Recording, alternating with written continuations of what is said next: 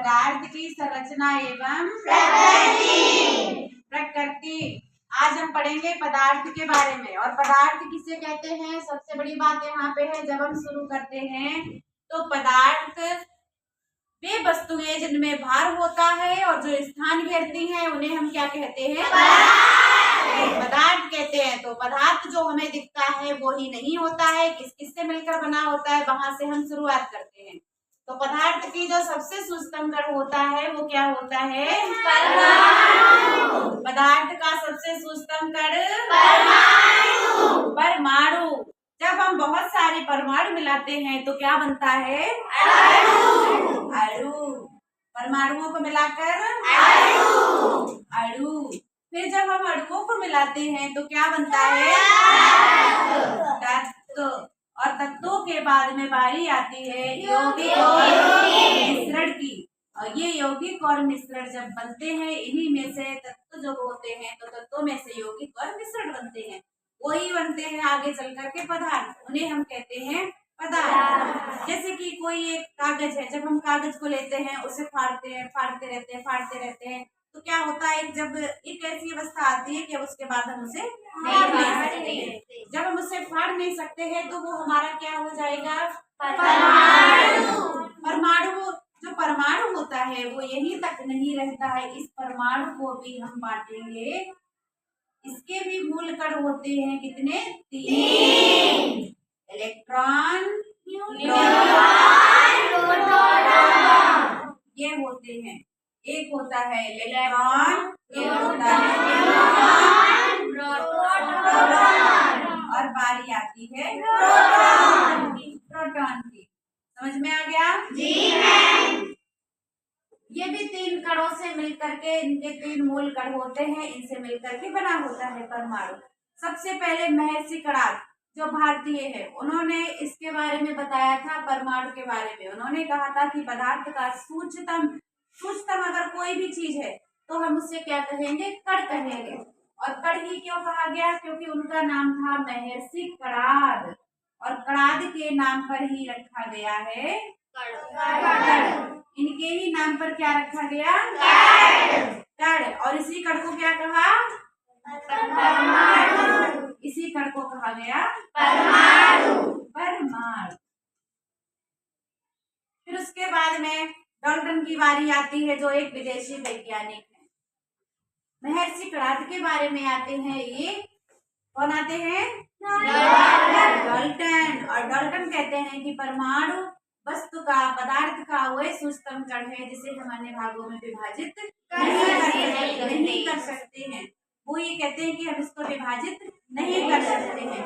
लेकिन उनके बाद में भी बहुत सारे वैज्ञानिक आते हैं जो पता लगाते हैं, जो रदरफोर्ड हुए, रदरफोर्ड प्रोटॉन के बारे में पता लगाते हैं और इलेक्ट्रॉन के बारे में पता लगाते हैं, जो वैज्ञानिक आते हैं। तो ऐसे ऐसे करके हम आगे चलते हैं। और इसके तत्वों के संकेत अब यहाँ तक हो गया जी।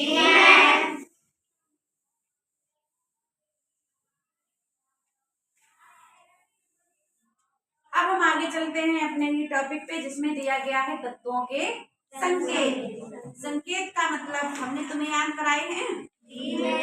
हमारी आवर्त सारणी में 118 तत्वों के बारे में बात कही गई है, और उन्हीं 118 तत्वों में से तुम लोगों को मैंने कितने याद कराए हैं, 20। जो 20 तत्व याद कराए हैं वही क्या है, तत्व है। और जो तत्वों के, जैसे हम तुम आपसे बोलते हैं हाइड्रोजन, हाइड्रोजन बोलते हैं, फिर हम उसको कैसे लिखते हैं, H। और इसको हिंदी में लिखते हैं हाइड्रोजन। और इसको हम क्या कहेंगे, संकेत। अभी यही तो पढ़ रहे हो, तत्वों के संकेत। उसी तरह से ऑक्सीजन, ऑक्सीजन को हम ऐसे लिखेंगे, और ऑक्सीजन का संकेत क्या है, O। ये तो हो गया संकेत। लेकिन जैसे हम जिस लाइन में याद करते हैं, जैसे कि हाइड्रोजन, फिर हीलियम का संकेत क्या है, H। ई है कि आई है, क्या है, हीलियम की ई है, मुझे याद नहीं आ रहा, ई है। हाइड्रोजन, हीलियम,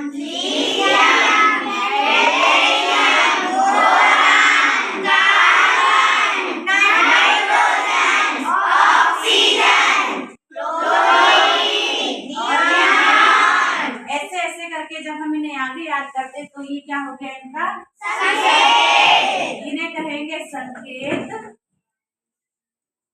ये हो जाते हैं संकेत। और ये 3, 4, 5, 6, 7, 8, 9 लाइन लाइन से हैं। इनको क्या कहेंगे क्रमांक। जैसे हम ये पूछें कि ऑक्सीजन का क्रमांक क्या है 8, बेरिलियम का 4। ऐसे याद करने हैं और ये हमारे संकेत कहलाएंगे और इनको कहेंगे हम क्रमांक। समझ आया? जी मैम। और पूछूं मैं? जी मैम। तो यहाँ तक ये बात समझ में आ गई? फिर आगे बढ़ेंगे। तो पदार्थ की कितनी अवस्थाएं हैं? 3। अब ये भी समझ आ गया, तत्वों के संकेत समझ में आ गए? जी मैम। अब हम आगे क्या पढ़ेंगे? पदार्थ की अवस्थाएं। यहाँ पे हेडिंग डालेंगे पदार्थ की अवस्थाएं।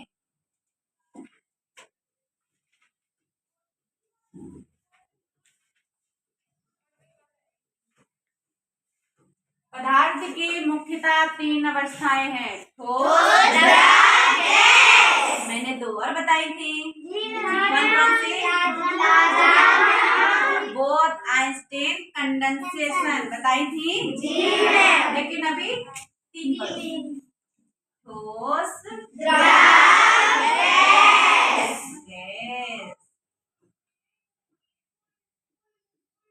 ठीक है, बहुत बढ़िया। जी अच्छा लग रहा है? अच्छा, कौन सा कलर ले लूं? लाल ले लिया। जी मैम। ठोस, कुर्सी, मेज, तखत, दरवाजा, ये सभी किस में आएंगे? और इसकी परिभाषा, एक तो ये हो गया ऐसी भाषा में बता दिया समझने के लिए, लेकिन हम इसकी परिभाषा के बारे में बात करते हैं। तो ठोस जिसका आयतन तथा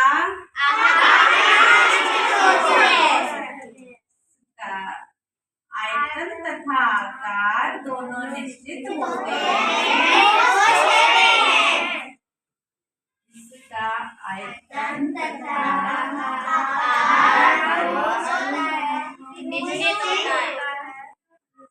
दोनों निश्चित होते हैं।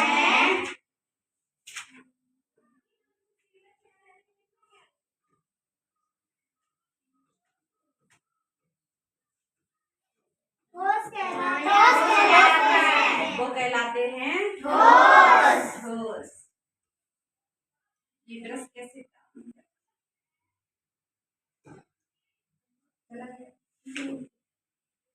चलो कोई बात नहीं। अब बारी आती है द्रव की। अब हम पढ़ेंगे द्रव।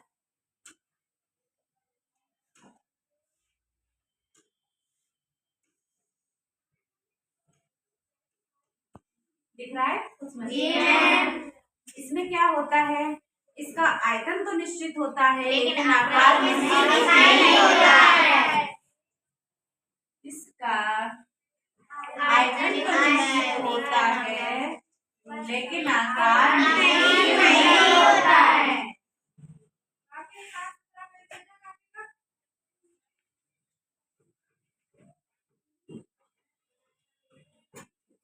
लेकिन आकार निश्चित नहीं होता है, उसे हम द्रव कहते हैं। हम समझाएंगे इसको भी। अभी आकार निश्चित नहीं होता है, अभी एक थ्योरी बेस समझा रहे हैं, फिर हम इसको अच्छे से समझाएंगे।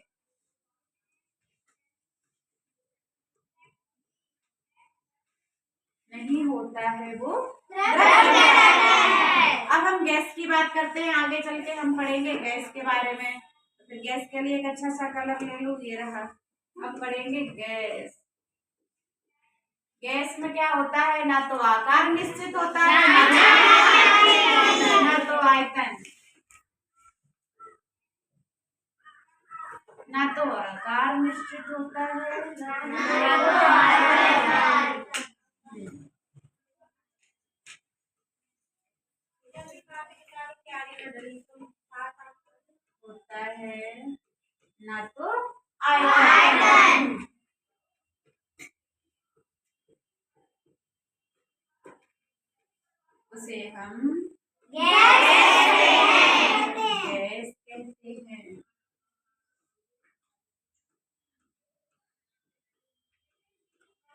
अब इसको समझाने के लिए जब द्रव की बारी आती है, पहले हम ठोस को समझा रहे हैं। यहाँ पे लिखेंगे ठोस।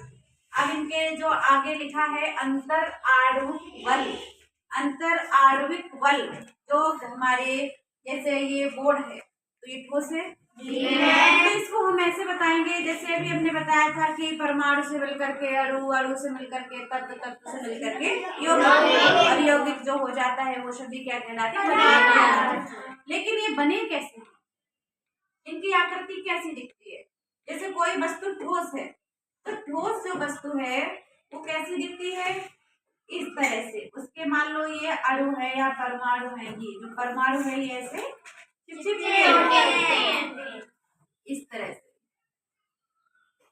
तो इनमें कहीं अंतर आणविक बल नजर आ रहा है? स्पेस नजर आ रही है? खाली जगह कहीं दिख रही है?